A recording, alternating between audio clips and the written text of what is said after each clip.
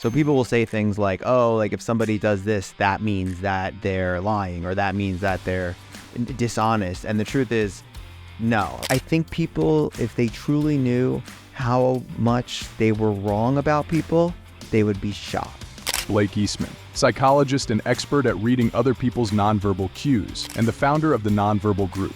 There's a lot of silliness associated with the word body language. The people that think that they're really good at quote unquote reading people are actually worse. How do I utilize that to now filter the world? There's tons of mechanisms to like play with it, but really the most powerful Is there something that you've found that if you wear these glasses, usually you tend to have better relational intelligence? That's such a great question. Yeah. What is it that I can do to understand the lens of my client? Don't think that there's these rigid rules that you could apply everywhere that will always work. It's just, that's not human behavior.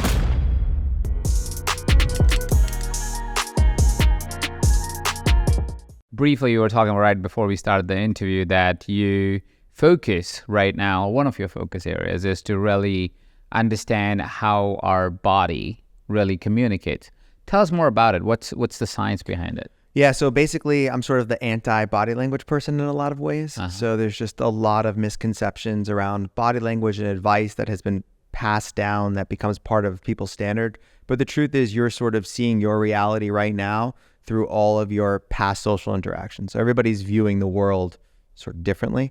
And we're more interested in understanding the patterns of perception as opposed to meaning. So people will say things like, oh, like if somebody does this, that means that they're lying, or that means that they're dishonest. And the truth is, no. Like what it means is society has a sort of perceptual bell curve that people, when they see that behavior, think that that person may be lying. So there's a lot of just really, quite frankly, irresponsible information out there.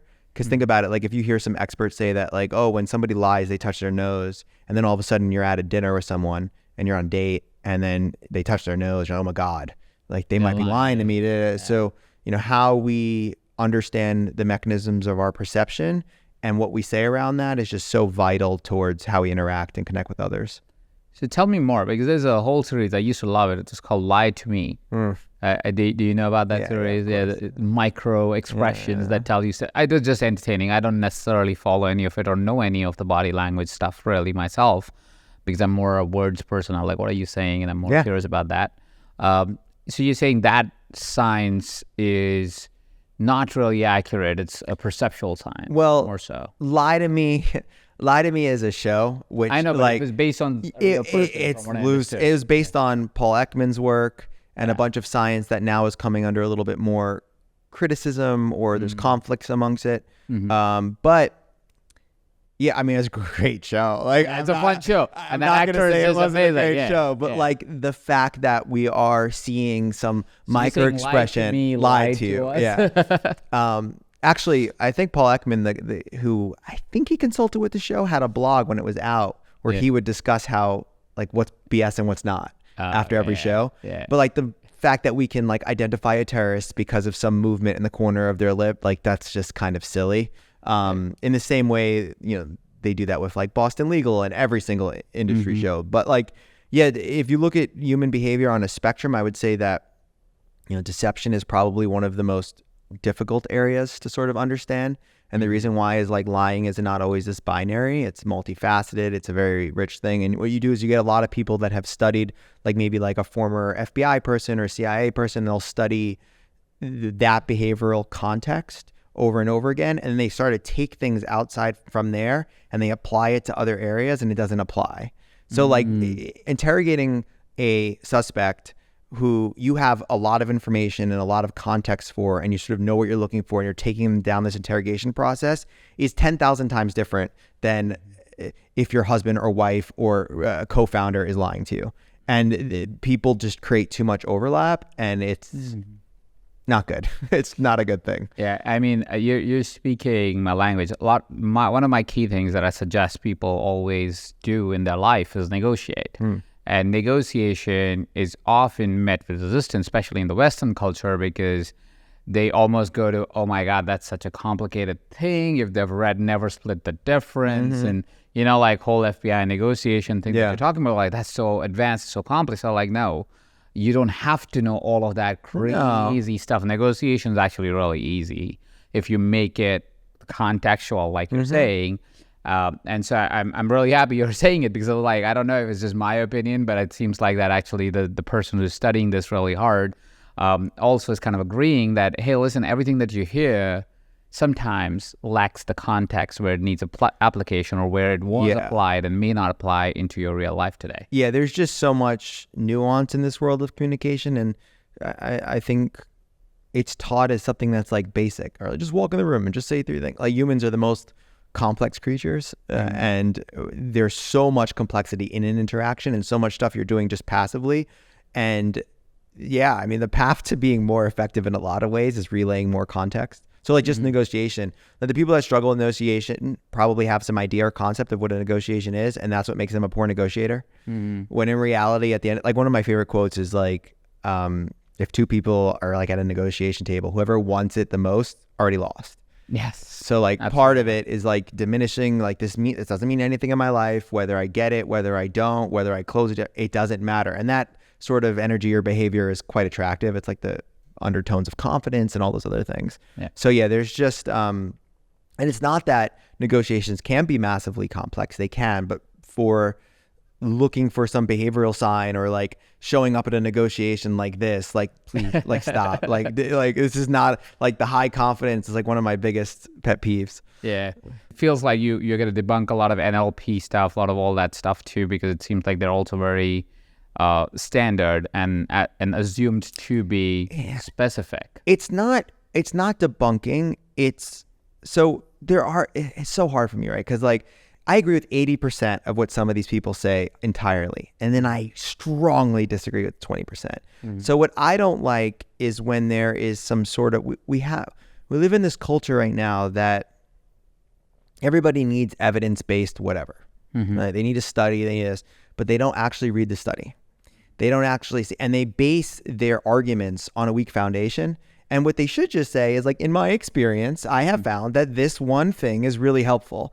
Instead of saying, oh, studies have found that if you do this 95% of the time, you'll be more effective. And there's a lot of things like in NLP specifically that there's like things like you should look at somebody in one eye or the other eye. Like the fact that you're just trying to look at somebody more is probably what's yielding that result.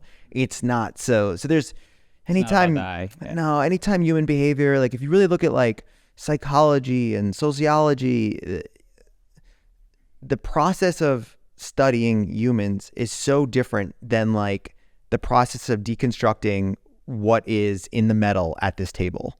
Like it's like the difference between hard and softer sciences, and I think the softer and sciences leave way too much room up for interpretation, and the context gets ruined. And the problem is the origin of this is really, so academics do good research, and in the conclusion section they say, this was an exploratory study and the sample was of 20 people and you shouldn't blah blah blah, future studies need to and someone takes it, reads it, and goes, this is what you need to do. And they're very assertive and they're very powerful and they have a little bit of a story behind them, so people are like, oh my god, I need to listen to that person. And it's like, no. So there's a lot of silliness associated with the word body language. Let's say somebody who's listening and watching, they're like, all right, now everything I know may be questionable. Let's just say it that way. Maybe it's true, maybe it's not. We don't know yet. What is it that you feel in your experience? Now I'm careful about it. Research versus experience. In your experience, that seem to be something that we can hold on to globally. The big thing is noticing your own defaults. So when we have people do like these assessments, you find that people's perception in social situations are sort of skewed to look at the world a certain way. So some people make everyone wrong. So they'll be the kind of person that's in an audience and they're like, I don't agree with that. Like, that's dumb. That's this. Some people look at the world through nothing but opportunity. Everything is right. Everything is, and you have a default. So you have a default pair of glasses for the people in your life, for different social dynamics. And that is the layer of bullshit. Like, that is the layer that's skewing actual reality. Like, the truth is there's video, which is just like raw data, and then there's the interpretation of it. So the first thing you really want to understand is your own themes of perception. Like, if anybody, somehow people have like this mistrust theme. So they always think like, why did you ask me that question? Like, what, like, you're coloring every single interaction you will ever go into because you're looking for signs of distrust. And for somebody who has that, they'll find it even when it's not there. Right? So like when you're really trying to work with people and getting better at their ability to, I don't like to use the word read, I use like the word predict because we're always making predictions. You want to look at first your social origin story. So we do this exercise where we take a look at somebody's entire life from like 5 or like 4 on, and like we have them map out all of the events. But usually I've done work in the past, like people look for trauma. Like we don't look for trauma first. We just look for like, when did you move? When did you go to a new school? When did you go this? And usually what you'll find is like an adaptive way. At some age, something happened. They didn't want it to happen. And they sort of decided to look at the world a different way. And that compounded over the 10, 20, 30, 40. And that's their reality. And when you start to look at how... I just want to make sure I understood that piece. So you're saying don't look at the big challenging event that the person always remembers, calls it trauma or whatever the thing it is that they call it. And instead of looking at that, look at the more mundane but eventful things that happen, like change of school, change of city, something happening between their family, or an uncle visiting or something like that. Because that informs behavior more? It doesn't that it informs behavior more. It's that when everybody tries to do these exercises, they look for trauma. And then they sit there and they go, well, I didn't really have a trauma. Or they over-index on the one really big traumatic incident. Okay. But the way that trauma can sort of manifest or something like that, it could be, I danced at the 12-year-old when I was in elementary school. Let's say like first year of high school. You were dancing in public and someone looked at you and laughed at you. And I'm like, I'm never going to be laughed at again. Like, that's not going to happen. And then that skews your perspective for dancing or having fun or having ease. So I have found that, yes, while big things do come from trauma, a lot of the things come from these like smaller, weird moments in your life that you don't even see. And sometimes going back and sort of noticing that a 12-year-old kid is what made that perceptual lens helps you change the person that you are today.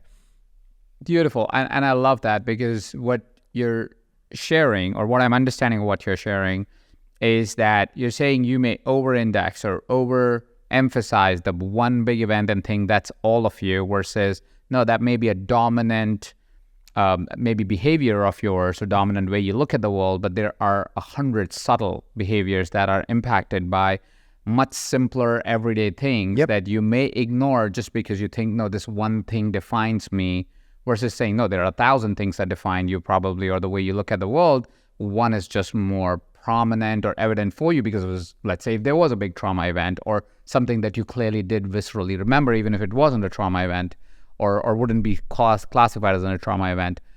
So that's fascinating, because I don't think most of us ever nuance it that much. Yeah, and I know also for myself, like when I do those exercises, I do a lot of workshop, and I have a lot of coaches in my life, and I'm like looking at the big event. I'm like, I don't really see the big event. Like, and then you start to, so there's a way of just like putting your timeline out there and just put major life events, and don't think about trauma, don't think about tough moments, and just look at it. And just once you put it down, it starts to open your eyes like, oh yeah, like when I moved to school and then my mom got a new this or you start to see the dynamic a little bit more rich.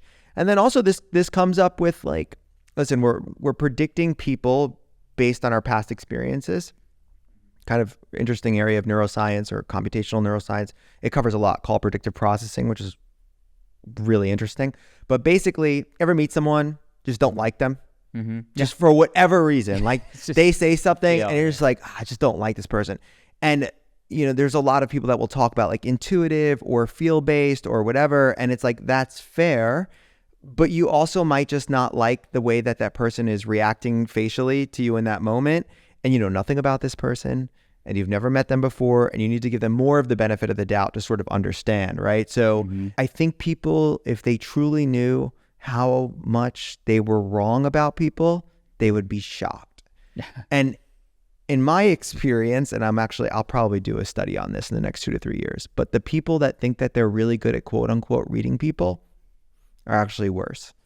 And the reason why is they over-index on their expertise, and they're too confident too quickly.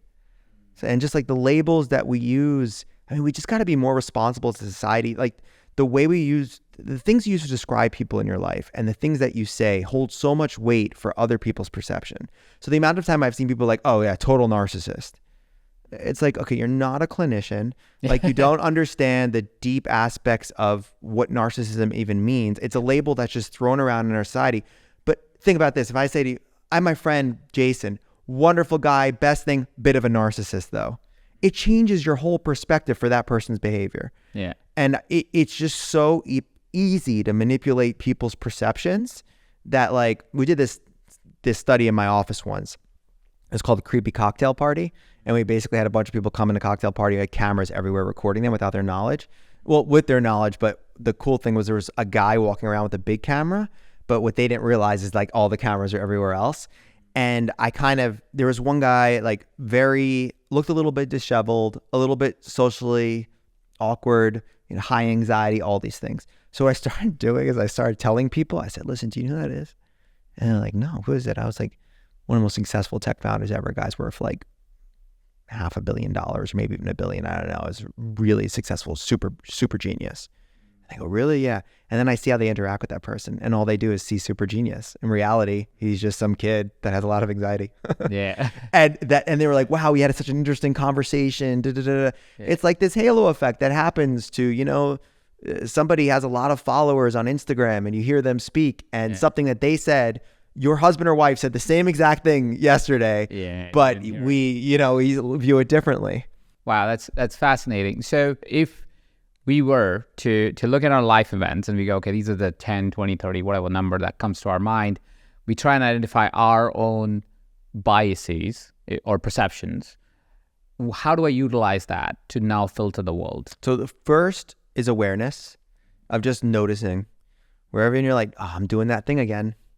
I'm doing that thing again that I started when I was 12 years old. And there's tons of mechanisms to like play with it, but really the most powerful is choosing something different.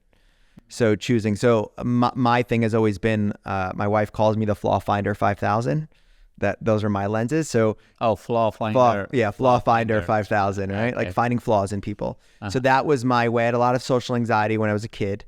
It went away in my 20s, but my mechanism for dealing with people was to find the flaws in them. So no matter who you were, like successful, whatever, I'd listen to them speak for 10 minutes, like, probably not the best father or mother, but oh yeah, you're successful at work. Like my mechanism was to knock people down and find the flaws in them, right?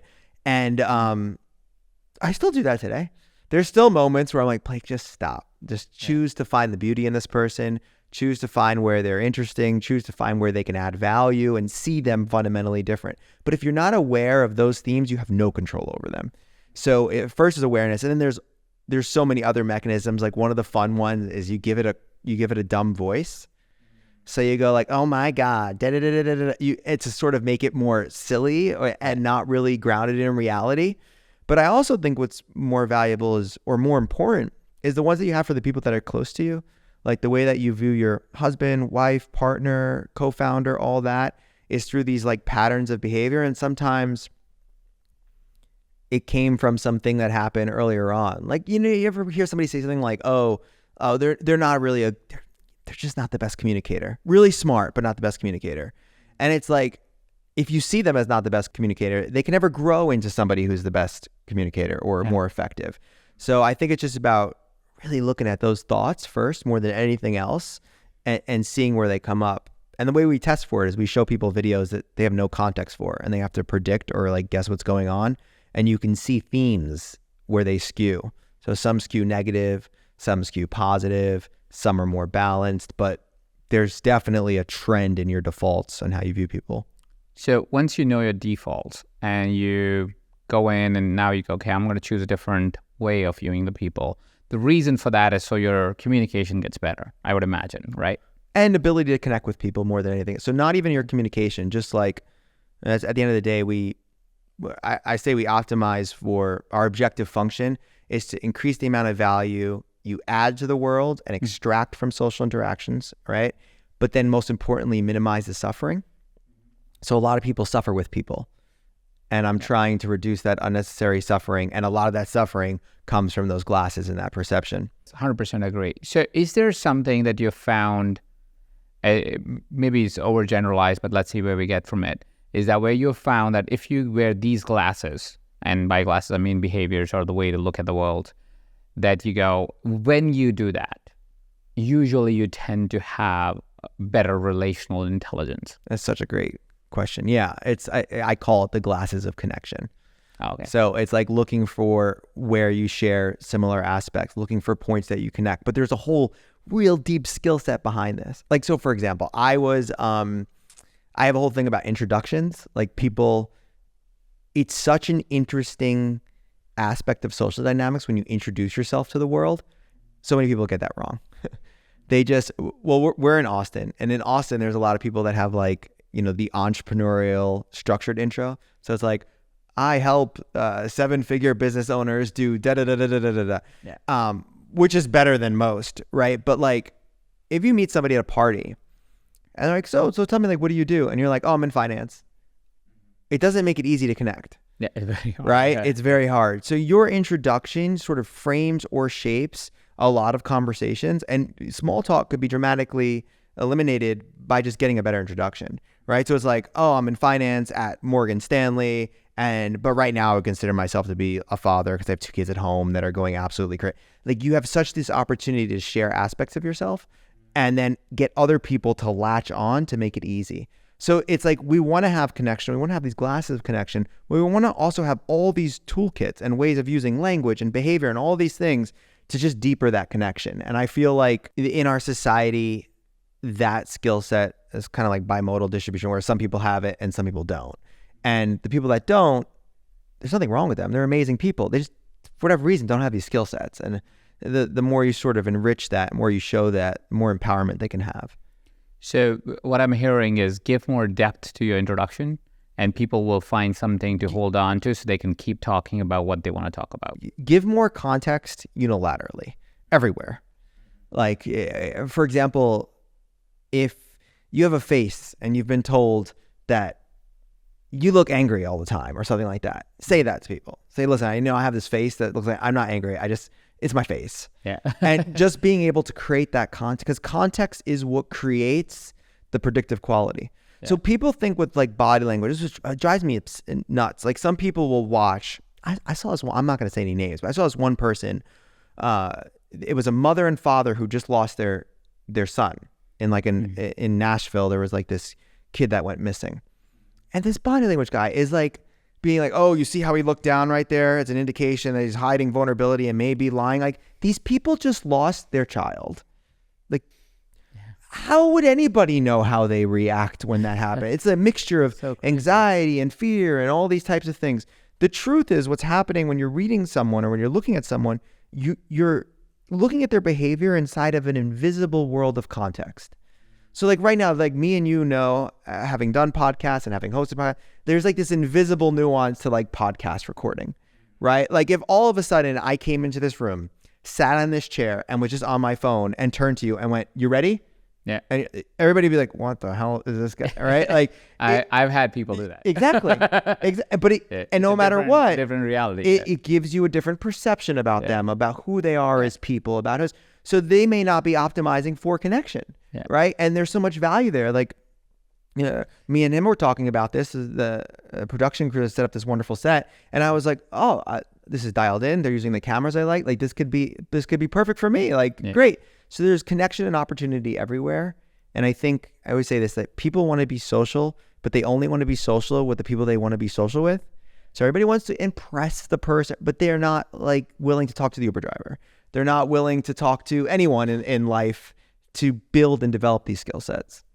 Probably a really nuanced question. It's probably a little personal question because not that I struggle with introductions, but I've never given the kind of depth you're talking about. And I'm like, that's actually interesting because I do that on social, but I don't do it when I'm meeting the person. I don't go, but I always end up talking about other stuff, but I don't think my lead-in is that strong.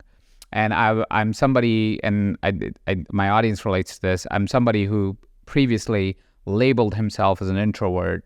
I don't believe in any of those anymore because I realized kind of like what you're talking about. I'm doing a 90-minute video on introversion and extroversion, how I don't believe it. It is so, like, it's such a big label with absolutely no, from my point of view, no real understanding of it. Like it may be sensible at a point when it was discovered or whatever, but right now it's just so garbage from my point of view. Again, anyways, the point really is that because I labeled myself like that, this is a new skill for me on how to connect. Now, I think I've gotten better, But I think introduction is something that I don't nail. So I understand giving context, giving a worldview. I love that idea. I absolutely love it. And our audience is coaches. They listen to their coaches, their life coaches, business coaches, different kind of coaching and consulting kind of endeavors that they have. And introduction is something that most people struggle with. What is the ideal length of an introduction? The first way you want to think of an introduction is dynamic, right? It's a dynamic thing. It's not the base of it, or the stem might look the same 70 to 80% of the time, but you want to add enough for the nuance. This is talking to all the coaches out here, because I've been in this world too. So for example, I've worked with a ton of companies, right? But if I'm speaking to someone in medicine, I'll say, my name is Blake Eastman. I own a company called the Nonverbal Group. We're a behavioral research organization, whatever my spiel is. I will connect it to medicine. And I'll say, for example, so one of the things I like is you say what you say. And also my friend Clay Haber has a great video called The Perfect Intro that I think everybody should watch. There's a TED. I know Clay. You know Clay? I love Clay. He's one of my closest friends. He'd be perfect for that. Yeah, doing that. But I do the whole basically thing. And what basically means is I say what I do, and I say basically, and then I bring the environment to explain what I actually do. And I make it more visceral, and I pull the person in. So it's basically we do high level research on human behavior. For example, I have a camera here, and here that's recording everything, and I can see how boom, boom, boom, boom to make it more interactive. And too often people don't realize that, the introduction is what you want to do. So sometimes I don't want to talk about work. I'll start talking about nonverbal group and body language, and people will be like, oh my God, I don't want to do it. So I might shift my introduction a little bit and talk about, and for you, I think the best example is introduce what you do, followed by storytelling. So there's more points of connection in storytelling than anything else. The problem is, for all you coaches listening, don't go into storytelling mode. So don't be like, oh, when I was 5 years old, an event happened that changed my life. It's more of an anecdotal social storytelling. So I think we actually have data on this, where it's if people go from introduction to brief story, it is so much easier for the next person to connect. So what I like to do is sort of bring in my life. So I'd be like, oh, blah, blah, blah. And I was just on this podcast. We had a really interesting discussion about introduction. So now I'm in my head a little bit about this introduction, just integrating a little bit more of yourself and not doing that standard, I help blank do blank for blank smile. What about you? Yeah. Just add a little bit more character, a little bit more depth, and you want to play with it a little bit. So you said to nail the intro. That language I would tell you to not focus on. You can't nail anything. It's going to be depending on the construct. And it's really, think of your introduction as the beginning of a creation. What kind of conversation you want to create? What kind of dynamic do you want to actually have? And another thing on intros, make sure you understand the context of an intro. I go to some events and everybody's in a big circle. It's all right, we're going to do a quick round of intros. And somebody goes for 20 seconds and somebody goes for 20 seconds. And then this person goes for 6 minutes. Oh yeah. You gotta match the norm of what's going on, right? So this is why I love the question. It's so dynamic, right? It's not just say who you are, what you do, and 3 things for fun, right? That could work in some places. For me, and talk about lenses, I can't, one of my pet peeves, I think, is when people have those icebreaker questions. So I meet them and they're like, so Blake, so tell me, what are you most passionate about right now? And I'm just well, I get I don't want to do this whole, because I know what they're doing. And they will systematically walk to everybody in the room and ask that question. And I think those are good things to get comfortable, but the more dynamic you are, the more you're able to sort of see people and meet them where they're at, the higher level communicator you're going to be. So don't think that there's these rigid rules that you could apply everywhere that will always work. It's just, that's not human behavior. Yeah. So when somebody asks that kind of question, I'm not that person. I get annoyed by those questions too. But is it because they're not listening after they ask, what are you more passionate about? Is that what breaks the bond? I have passions for them. I think they just, the people that do this, they may struggle in social interactions. They might want to find something easy, and that works, which is fine. Just cycle the questions a little bit. Think about the questions. Think about how it could potentially land. Sometimes it really works. Sometimes you could show up on on a date or an event and ask like a couple of questions that are really sort of interesting. But when they're more contextually nuanced, they're going to be better questions, right? When like, so for example, if you said what you do, I might immediately go, oh my God, I've been coaching for 18 years. Like, we got to share some notes here. So I would probably ask you some more nuanced questions like, all right, tell me like best client story, worst client story, or something so that we can start to connect on what it is like to run a coaching business and to coach people and to be in this whole world that has its own nuance. So like me and you have a ton of stories about coaching that we could probably talk for like 6 hours about. I might want to go in that direction, but maybe I don't want to talk about coaching today. So maybe we talk about Austin, maybe talk about this. Just think of it as dynamic. Think of just that frame of not trying to be the same person in every single room. And also as an entrepreneur and as a coach, like you got to speak, if you're a coach, speak to who's in the room. So you're not like, if you're a physical fitness coach and you're in a room with a bunch of 6-figure entrepreneurs, it's way more effective to say, oh, I'm a fitness coach, but I specifically work with 6-figure entrepreneurs that are busy and because then it's like, oh, you're for me. Yeah. And there's a way of pitching yourself that it's like, I am for you. Mm-hmm. Absolutely. And I completely agree with you. That's how I started my journey unconsciously, where I was like, I would, usually you'll go to events, it'll have that introduction table. And what I would do is I would try to sit in a place where I'm next to the person that is kind of hosting the table, because usually you come last. Yeah. If you're especially on the left-hand side, smart. It's usually you're like other side. They'll turn to the right and go, what about you? It's always the right person. I love that. And they go around, or the person across. But basically, you'll not be the first one because so you're true. sitting next to the person that is the most vocal or the host. Mm-hmm. And so what I found is, because I would wait for at least 3-4 people before I have to make an introduction, I would just adapt my introduction to what they just said, because now I know what's the group that is on the table. And I ended up usually, and again, it will sound really canned at this point, but it was because mostly I would end up in situations like that, where I would be like, all right, I help entrepreneurs that are doing 1 to 3 million, because usually they're overworking. They're working really hard. They're working all the time. They have no team. They're suffering because profits, they tank between 1 and 3 million usually. And so I help them really find life again and be able to build a business that is actually also fulfilling them, or some variation of that. Again, contextual. But now that you say it, I was like, oh, that's kind of like what I was doing as well, is just waiting for my turn a little bit so I can make a contextual introduction. Exactly. And then everybody in that room, whether they're a $1 to $3 million entrepreneur or not, knows somebody, and it fine tunes the connection path. It's like a vocal funnel, right? Like it's like being able to get people into your sort of world. There's something so interesting about that 1 to 3 million. It's such a good demo. It's a great demographic. Yeah. A lot of businesses sit in that world, and they usually are in hell. Not usually, but a lot of times they're in hell. Yeah, because they're just working all the time, and they never learned how to build a team. So anyways, well, that's been great, Blake. And there's so much more that we can talk about here. From a coach's lens, let's say I sat down, I wrote down my stories, I figured out, okay, that's my lens, that's the perception I'm looking at the world. What is it that I can do to understand the lens of my client without having to take them through this, if possible, without taking them through this immersive journey? Because this is not a small exercise to really figure out your lens. I think the first one is being hyper-focused on language. Language shapes reality. Language is their reality. And also sort of interrupting them with the language and words that they use. So people, to check for a response, or to change? To check, to calibrate what that means. So like I've often had a lot of coaches, people will say like, I'm so overwhelmed. Like it's like, show me overwhelmed. Like you can't actually see it. So it's like, explain more, like, what do you mean by that? Because sometimes your clients will use words to describe their reality that's not actually their reality. And I think a lot of coaches sort of struggle with buying into their client's story.